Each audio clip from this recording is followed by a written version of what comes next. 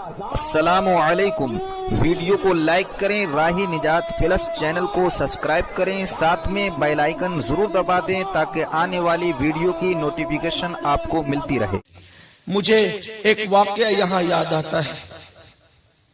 शरीयत की कितनी पासदारी की उन लोगों ने, शरीयत का कितना ख्याल किया उन लोगों ने। दिन गुजरा, शाम हुई, गोया के सूरज ने शर्म और हया से अपना चेहरा छुपा लिया और 10वीं मुहर्रम 61 हिजरी का सूरज हमेशा के लिए गुरूब हो गया। जब गुरूब हुआ तो शाम आई। शाम, उस करबला की शाम को तारीख में शाम गरीबा के नाम से जाना जाता है।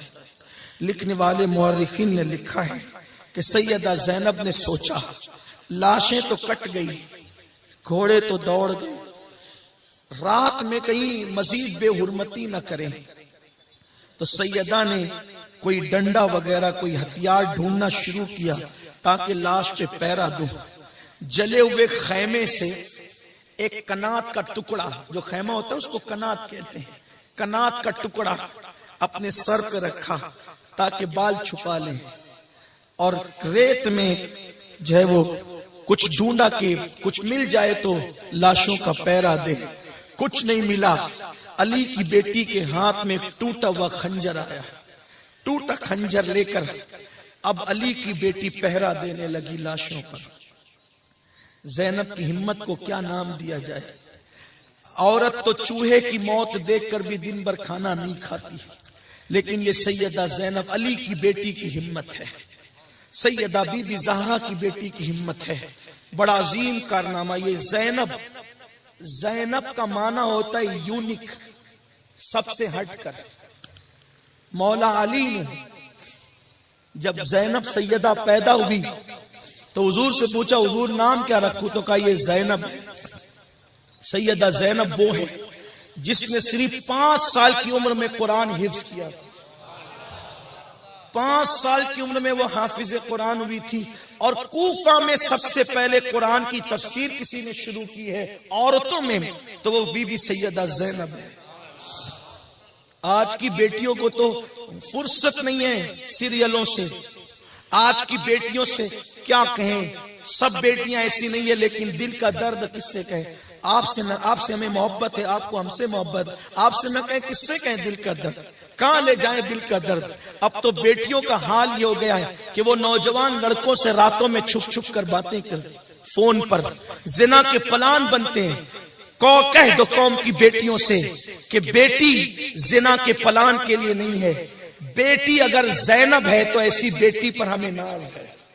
और वो बेटियां जो किरदार सैयदा ज़ैनब से हट जाए, फिर वो इस्लाम की बेटियां नहीं रह जाती, फिर वो मजहब मसलक की बेटियां नहीं रह जाती, फिर वो बेटियां जहन्नम का ईंधन बन जाती है, जहन्नम की आग की हकदार बन जाती है। कौम की बेटियों से कहो कि तुम फोन पर अजनबी लड़कों से बात करने के लिए नहीं हो, बल्कि तुम मजहब व मसलक की पहरेदार बनने के लिए हो। एक औरत बनकर, एक औरत होकर ज़ैनब ने क्या किरदार अदा किया है, क्या अंदाज अदा किया है, और बताया कि औरत सिर्फ घर में बर्तन झाड़ू करने वाली का नाम नहीं है, बल्कि अगर औरत है सैयदा ज़ैनब तो हुसैन के बाद हुसैन का किरदार अदा कर रही है, अब्बास के बाद हजरत अब्बास का किरदार अदा कर रही है, बल्कि अल्लाह अकबर सैयदा फातिमा के बाद सैयदा फातिमा का किरदार भी अदा कर रही है, मौला अली के बाद किरदार अली भी अदा कर रही है। कभी खुतबा देकर किरदार अली अदा करती है, कभी हुसैन पाक के आंसू पोंछकर सैयदा फातिमा का किरदार अदा करती है, कभी खेमे में आके हजरत ज़ैनुल आबिदीन को कंधे पे उठा के अब्बास का किरदार अदा करती है, और लाशों पे पहरा देकर या फिर उस काफिले की सालार बन के क़यादत करके इमाम हुसैन का किरदार अदा करती है।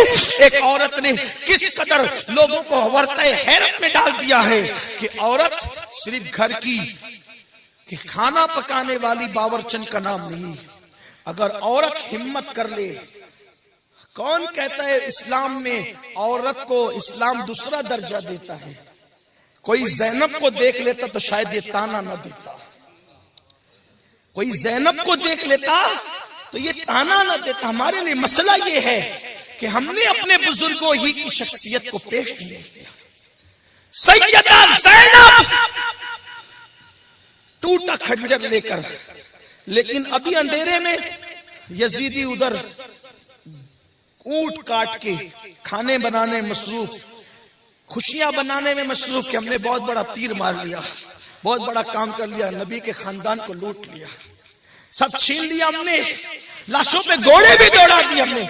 बहुत खुश थे वो। था टूटा खंजर लेकर सैयदा ज़ैनब कुबरा सलामुल्लाह अलैहा लाशों पे पहरा देती है। ऐसी हालत में सैयदा ज़ैनब ने क्या देखा कि लाशों पे पहरा देते हुए अंधेरे में कोई अंधेरे में आता हुआ नजर आया। सैयदा ज़ैनब ने टूटा खंजर उसकी तरफ तान दिया और गरजदार लहजे में कहा, खबरदार, अब आगे नहीं बढ़ना।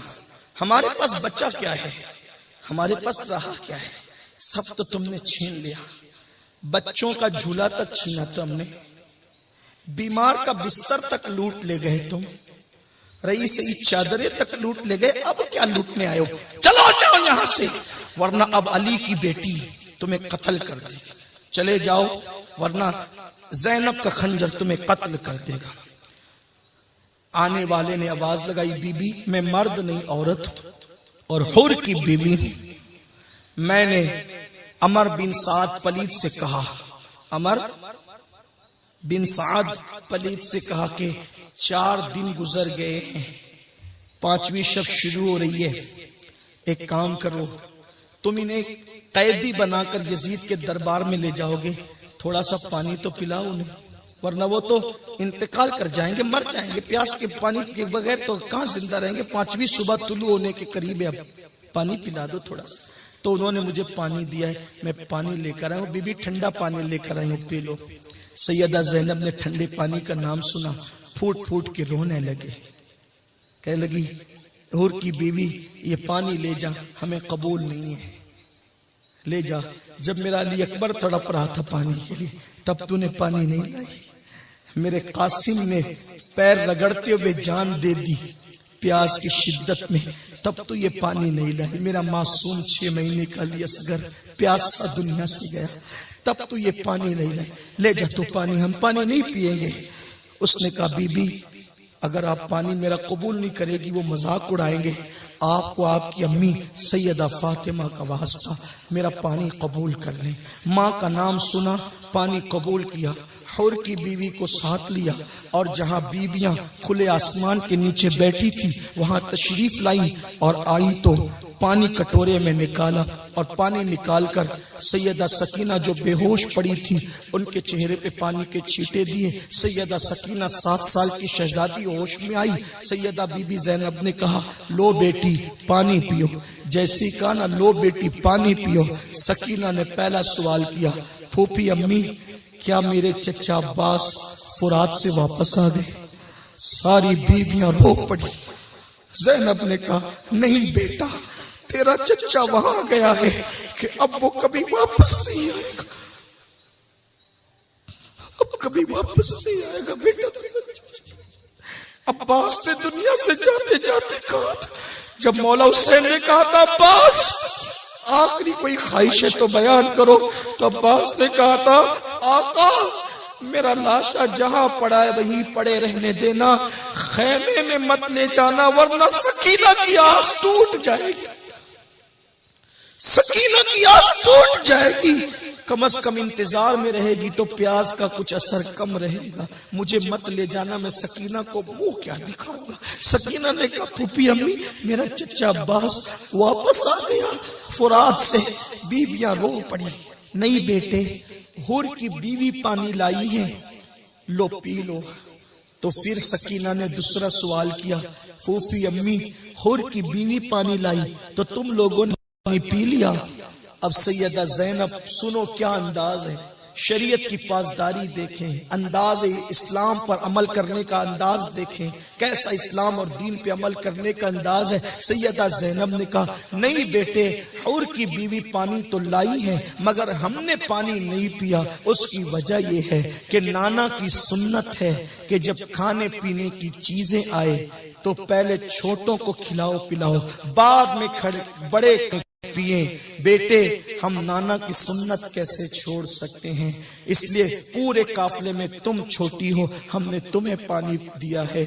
सकीना अल्लाह अकबर इतने दिन की प्यासी थी, उठा नहीं जा रहा था, थोड़ी देर पहले बेहोश पड़ी थी और जब होश आया और हाथ में पानी का प्याला लिया, ये सुना कि नाना की सुन्नत है कि पहले छोटों को खिलाओ पिलाओ फिर बड़े खाए पिए, तो उठने की कोशिश किया और पूरी ताकत इकट्ठा करके उठी और जहां कटी पिटी लाशें पड़ी हुई थी अंधेरे में उधर दौड़ने की कोशिश किया। सैयदा ज़ैनब ने सीने से चिमटा कर कहा, बेटी उधर कहां जा रही हो, वहां तो कटी पिटी लाशें पड़ी हुई है। सकीना ने बड़ी सादगी से जवाब दिया, फूफी अम्मी अभी तो आपने कहा कि नाना की सुन्नत है, खाने पीने की चीज आए तो पहले छोटों को खिलाओ पिलाओ फिर बड़े खाए पिए। फूफी जब तुम नाना की सुन्नत के खिलाफ अमल नहीं कर सकती तो मैं सुन्नत के खिलाफ कैसे पानी पी लूं? आप भूल गई हो कि पूरे काफले में सबसे छोटी सकीना है, पूरे काफले में सबसे छोटी सकीना नहीं है, सबसे छोटा मेरा भैया अली असगर है। फूफी पहले मैं असगर को पानी पिलाऊंगी, उसके बाद मैं पानी पीऊंगी। बीबियां रो पड़ी। सैयदा ज़ैनब सैयदा सकीना को सीने से लगा के कहती है, बेटी अली असगर को हुर की बीवी के लाए हुए पानी की जरूरत नहीं है, तेरा असगर तो साक़ी कौसर के हाथों से सैराब हो चुका है।